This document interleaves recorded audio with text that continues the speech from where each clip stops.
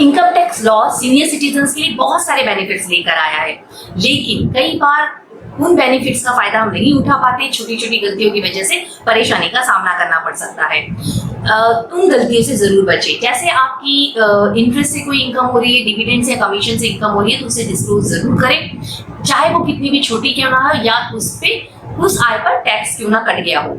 यदि आपने इसे डिस्क्लोज नहीं किया तो उसे कम रिपोर्टिंग माना जाएगा और उस पर फाइन भी लग सकती है, फाइन लग सकती है या उस पर जांच भी हो सकती है। इनकम टैक्स पर्पस से सीनियर सिटीजन्स को दो भागों में बांटा गया है। एक है 60 to 80, जिन्हें हम वरिष्ठ नागरिक कहते हैं और जिनको 3 लाख रुपए तक छूट मिलती है, और 80 से अबव के लिए जो है उन्हें सुपर सीनियर सिटीजन्स कहा जाता है और जिनको 5 लाख रुपए तक की छूट मिलती है। बहुत सारे बेनिफिट्स हैं जो आप ले सकते हैं, जैसे ATTTB में आप 50,000 तक के इंटरेस्ट के लिए दावा कर सकते हैं। सारी जितनी भी आपकी इनकम है उसमें जो इंटरेस्ट आ रहा है वो 50K तक उस पर छूट रहेगी।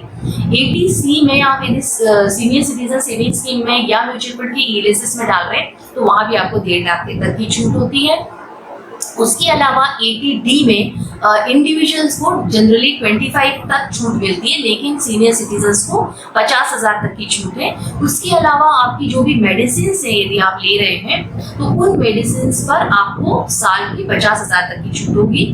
यदि कोई क्रिटिकल डिसीज है जैसे कैंसर है या इसका कोई ट्रीटमेंट चल रहा है या आप पे कोई डिपेंडेंट है उसका चल रहा है तो उस पर भी आपको 1 लाख तक की छूट मिलेगी।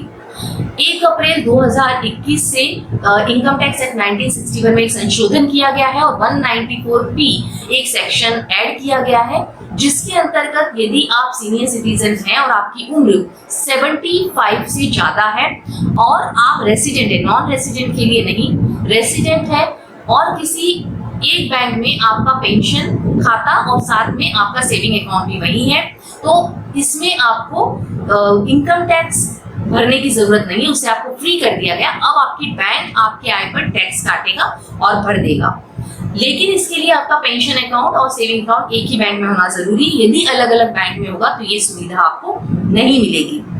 इसमें बस एक बात ये है कि यदि आप इनकम टैक्स फाइल नहीं कर रहे लेकिन कोई आप रिटर्न चाह रहे हैं, आपका TDS कटा है, तो इस कंडीशन में आपको ITR को फाइल करना पड़ेगा।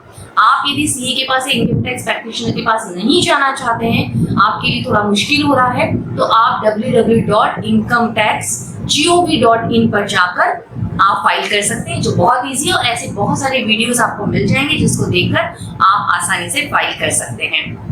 नमस्कार, मैं शुभा आरोग्यकर, फाइनेंशियल कोच। यदि आपको मेरा चैनल पसंद आया हो, मेरा वीडियो पसंद आया तो उसे लाइक और शेयर जरूर करें और सब्सक्राइब का बटन दबाना ना भूलें। धन्यवाद।